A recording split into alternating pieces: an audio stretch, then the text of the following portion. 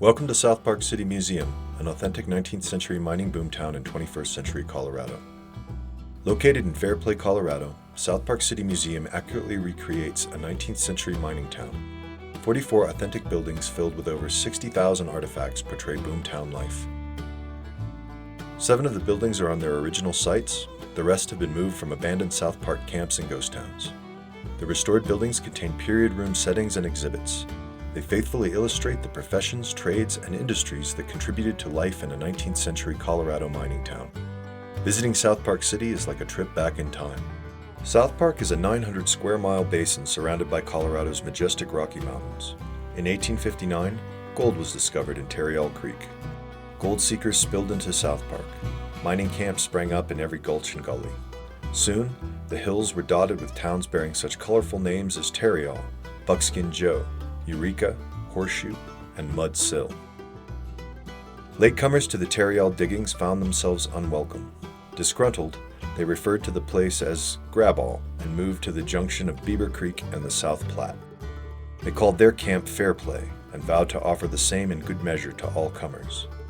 The camp prospered, but soon the lone prospectors' stakes gave way to larger and more stable placer and hard rock mining operations. These flourished for the next 30 years. During this time, trades and professions moved in to provide goods and services to the people of South Park. When the era ended, most of the camps were abandoned to the ravages of time and weather. Only a few, such as Fairplay, Alma, and Como, with their more diversified economies, survived.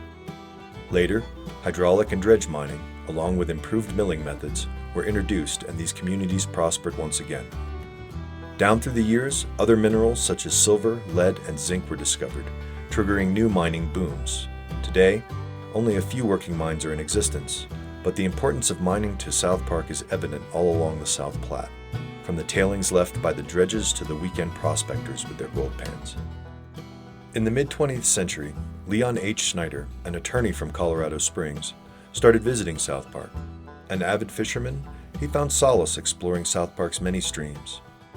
Snyder became keenly aware that time, neglect, and vandalism were taking their toll on what remained of South Park's bygone mining era. He saw value in the relics of the past, things that other people deemed as junk. Snyder discussed his concerns with Everett Baer, the unofficial historian of South Park. They decided the best way to preserve local history was to move period buildings to a single site where they'd have the benefit of police and fire protection. In 1957, the South Park Historical Foundation was organized. The site they selected was on the outskirts of Fairplay, in close proximity to many of the abandoned camps in an area steeped in history. The land and the buildings remaining on site were purchased, and an inventory of other available buildings was made. Rights to the most appropriate of these were secured by donation or purchase. In the summer of 1957, a professional mover was hired, and a volunteer labor force was charged with laying foundations. By the end of that summer, 6 buildings had been moved to Fairplay. Together with the 7 already on the site, they formed the beginnings of Colorado's newest mining town. The summer of 1958 was a busy one.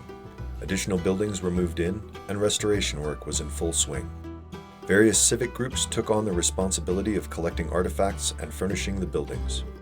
The families of Park County embraced the project and scoured their attics, basements, and barns for appropriate artifacts. Roughly 40,000 items were donated. In 1959, exactly 100 years from the first gold find, South Park City was opened to the public as an endorsed project of the Colorado Rush to the Rockies celebration. Today, South Park City's 43 original buildings preserve Colorado's gold rush era and remembers the men and women who lived it. Fairplay's ghost town evokes the romance of a bygone era. Open from May 15th to October 15th every year, the museum welcomes visitors from all over the world. As a non-profit organization, South Park City survives on the proceeds from ticket sales and private donations. If you'd like to contribute to the restoration and preservation of this amazing place, the link to our donation page is below.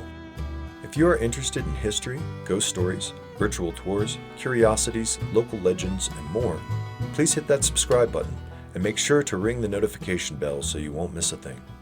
Comment below with your ideas for future videos, memories of the museum, or favorite Colorado legends. We'd love to hear from you. Thanks for joining us. If you enjoyed this video, please consider giving us a thumbs up.